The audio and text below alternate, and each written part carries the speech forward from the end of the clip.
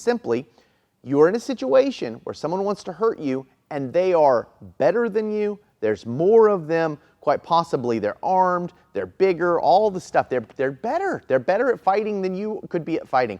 And so because they're better at fighting than you could be at fighting, what are you going to do? Hi guys, Christopher Hine here. I wanted to take a second to talk to you about where I'm headed with Aikido and what my Aikido is doing right now and what I'm doing in my school. My school's actually getting ready to go through a ton of remodeling changes to help facilitate the new structure through which I'm taking Aikido. So all of this will change very soon, and you probably can't tell, but we've already got some painting done, all kinds of things are going on. So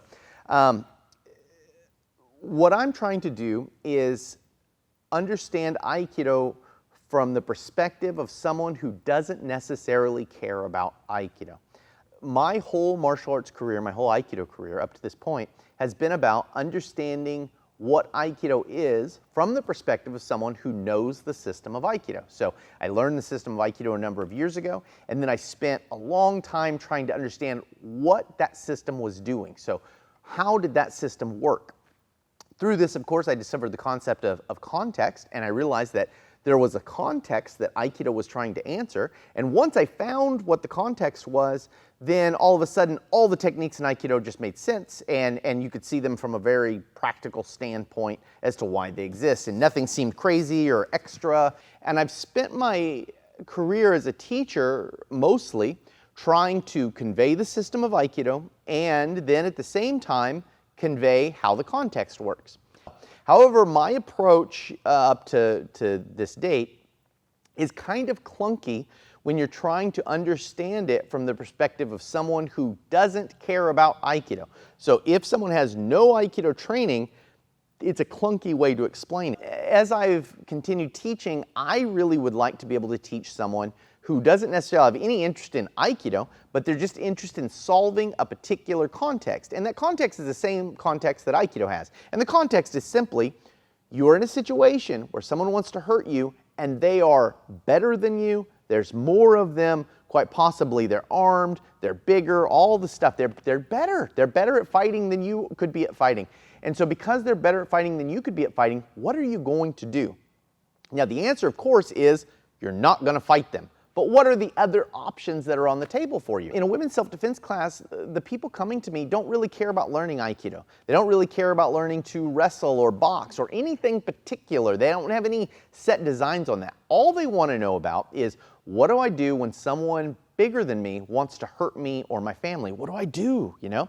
And so if you're a boxing coach, well, the answer is to punch them, and I'm going to show you how to punch as hard as possible. And then if you ask the boxing coach, you know, well, is this woman with 6 months of training who weighs 110 pounds really capable of stopping a 200-pound career criminal from doing something? And like the answer is like, well, no, of course not, you know. And then you ask, you know, well, would she ever be able to? And the way martial artists try and get away from this is we go, well, if they were so skilled. But, you know, even the Gracies say, you know, for every belt you can give up about 10 pounds of physicality. So even a black belt really only has about 50 pounds of physical advantage in their skill. And so it's like if someone over 50 pounds is an athletic wants to fight you, they're going to give you a really hard situation, right? And that's not even including contexts where you don't end up on the ground, right? So you can't fight with someone who's better at fighting than you.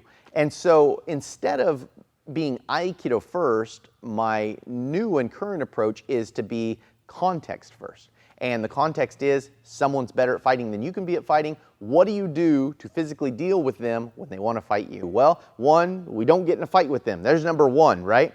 So what if that's off the table? Well, we keep our distance from them as best we possibly can. Well, what if they can bring the distance down? Well, we try to stay at angles where they can't hurt us and suppress them in some way until we can get away or help can arrive or whatever, right? Or we use a weapon, right? So those are basically the answers that you're going to use. So Aikido has all those answers, and it's nicely outlined in Aikido for Aikido. But I think if you're a modern person thinking about this, it's a really clunky way to kind of learn this. So I'm kind of teaching a different way to learn Aikido now, and I would even be hesitant to say it's Aikido. It's simply my approach at this point, that I'm teaching my approach to the context, which you're going to get the same answers as Aikido. And I, if I showed it and said, hey, this is Chris Hein Fu or something, and someone said, well, it looks just like Aikido, I'd say, well, of course it does, because Aikido had all these answers, and so there's only so many answers to this context. However, what's different is the way I'm organizing it and building it into a context for people who don't already know Aikido or don't care about Aikido, because a lot of people don't care about Aikido. And so the context is still good whether you care about Aikido or not.